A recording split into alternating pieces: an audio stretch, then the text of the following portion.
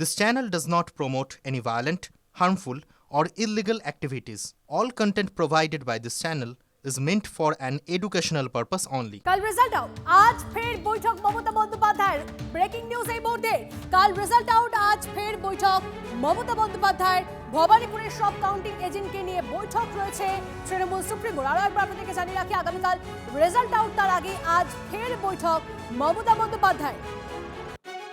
সৌরভ গুহ আমাদের প্রতিনিধি আমাদের সঙ্গে রয়েছে। সৌরভ, ঠিক ফল প্রকাশের আগের দিন কি নিয়ে বৈঠক, কি বিষয়ে আলোচনা হতে পারে বলে খবর পাওয়া যাচ্ছে?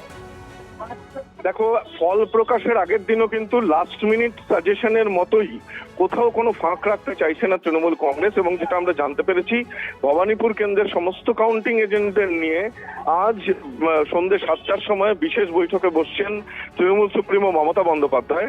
শুধুমাত্র মমতা বন্দ্যোপাধ্যায় নিজে নন, যে কেন্দ্রে অন্যান্য কেন্দ্রের যারা তৃণমূল কংগ্রেসের প্রার্থী তারাও কিন্তু আজকে সন্ধ্যেবেলা তাদের নিজস্ব কেন্দ্রের কাউন্টিং এজেন্টদের নিয়ে বৈঠক করবেন।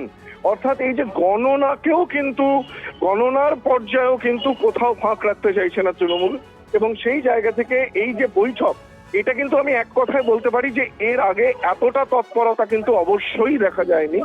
এই তৎপরতা নিঃসন্দেহে ইঙ্গিতবাহী এবং গুরুত্বপূর্ণ। এবং আজ সন্ধ্যে 7টার সময় মমতা বন্দ্যোপাধ্যায় বৈঠক রেখেছেন কালীঘাটে।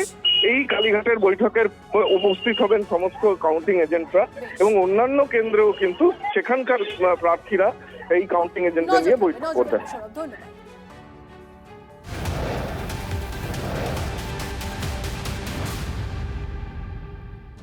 এবার গণনার ঠিক আগের দিন ভবানীপুরে গণনা কেন্দ্রে তর্কাতর্কি, শাখাওয়াত মেমোরিয়ালে কাউন্টিং সেন্টারে উত্তেজনা, তৃণমূলের এজেন্টদের সঙ্গে পুলিশের বচসা, এজেন্টদের কাজে বাধা দেওয়ার অভিযোগ ঘাসফুল শিবিরে।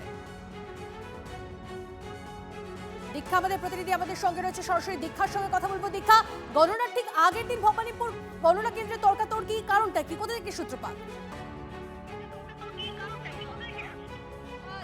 শাখাওয়াত মেমোরিয়াল যেটা রয়েছে সেটা হচ্ছে ভবানীপুরের হাই ভোল্টেজ যে গণনা কেন্দ্র, সেখানে তৃণমূলের সুপ্রিমো মমতা বন্দ্যোপাধ্যায় বনাম শুভেন্দু অধিকারীর যে দ্বৈরথ, তার গণনা কেন্দ্র সেখানে মমতা বন্দ্যোপাধ্যায় এসে যেদিন ধর্ণা দিয়েছিলেন আমরা জানি, রাত পর্যন্ত ছিলেন। তারপরে এই জায়গাটি 163 অর্থাৎ আগে যেটা 144 ছিল সেই জরুরি অবস্থা, এবং তার আমরা নোটিশ দেখতে পাচ্ছি, এবং এখানে ত্রিস্তরীয় বলয় তৈরি করা হচ্ছে।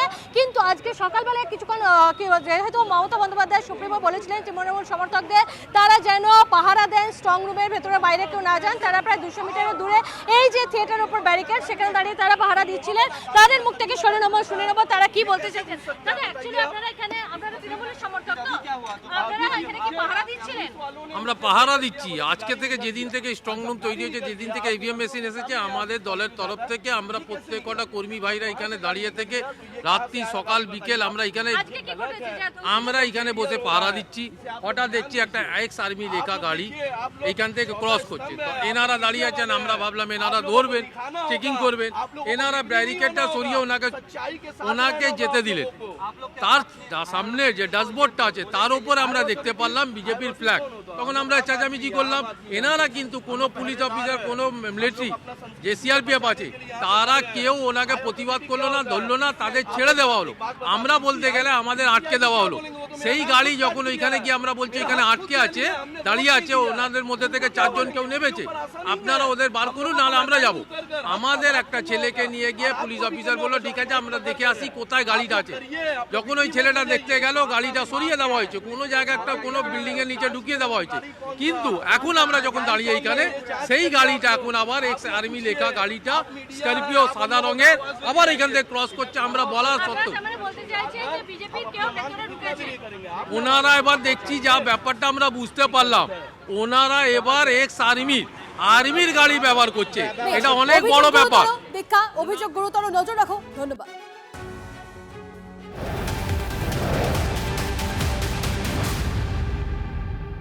দেখুন, নিরাপত্তা সংঘাত একটা হচ্ছে, আর তার মধ্যে স্ট্রং রুমে বজ্র আটনের ছবি সকাল থেকে আমরা দেখাচ্ছি।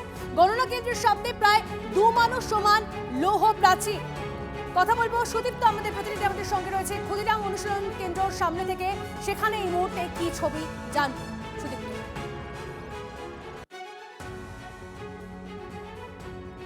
সুদীপ্তর সঙ্গে কথা বলবো আমরা, তবে তার আগে আরো একবার আপনাদের জানিয়ে রাখি, সকাল থেকে যে ছবি আপনাদেরকে দেখাচ্ছি সেখানে দেখা যাচ্ছে যে মাছি গলানো জমি, এতটা আঁটো নিরাপত্তার ছবি আমরা দেখাচ্ছি আপনাদেরকে।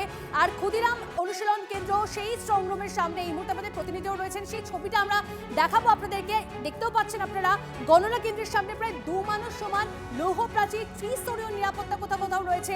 আমরা সেই ছবিগুলো আপনাদেরকে দেখাচ্ছি, গার্ড রেল দিয়ে ঢেকে রাখা হয়েছে এলাকা, সেই ছবি আপনাদেরকে দেখাচ্ছি আমরা।